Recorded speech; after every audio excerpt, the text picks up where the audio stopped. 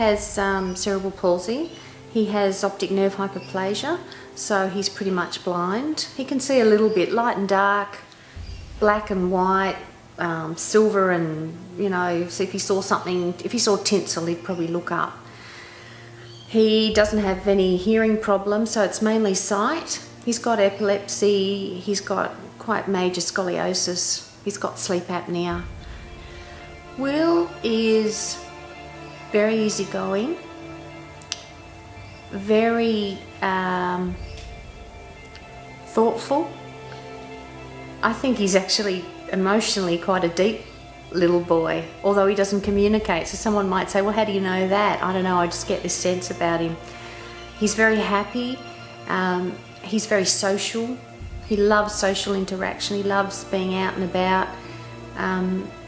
He doesn't have any behavioural problems, so for me, I'm grateful for that. I think the physical part's very hard, but the emotional side of things is not. Grant and I had gone to a neurologist appointment at Westmead, and we just thought it was a regular checkup, and they do all the usual things. They ask the child, do they know their name, and they put a face cloth on the child's face, and the child's supposed to pull it off, and he didn't do that, and we both started to feel a little bit uptight, and we'd already said we were going to have lunch together afterwards, and the neurologist said to us, have you heard of cerebral palsy? And we both went, well, sort of. And she said, well, I think Will's got cerebral palsy. And she said, but don't worry, it doesn't mean he won't walk. And I looked at her and I said, I thought all children walk. At 4 months we knew there was something wrong, at 3 months probably.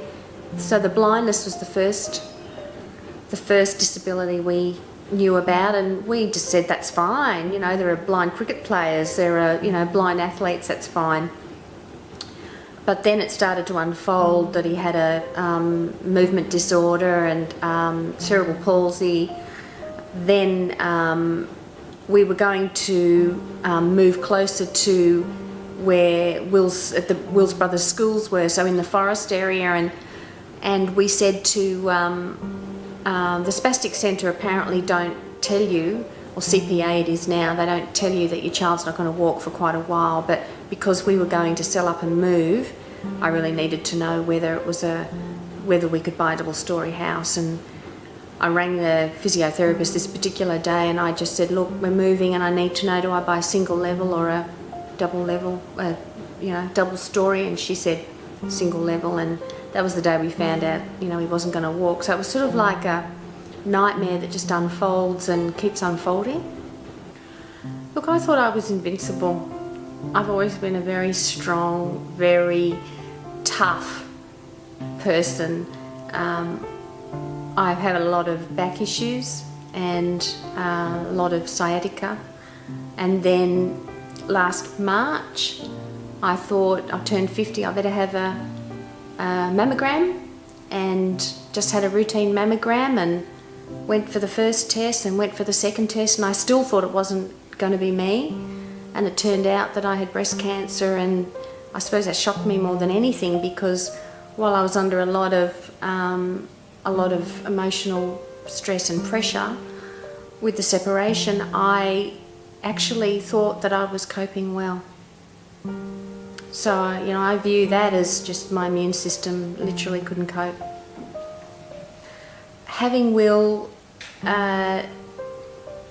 probably 90% of the time, with chemo, the very heavy chemos, I'd go in on the Monday and I'd have the Tuesday off, and sometimes the Wednesday, but most of the time I worked the whole time. The whole 6 months of chemo I worked. I felt that respite is very difficult to get. It's very difficult last minute to get. I was assisted as much as I possibly could be, and I was just so grateful for that. But what kept me going was the fact that Will needs me. It's not optional. Look, Wesley is the one respite cottage that I feel incredibly relaxed with, and the fact that a lot of those women are teachers or teachers' aides.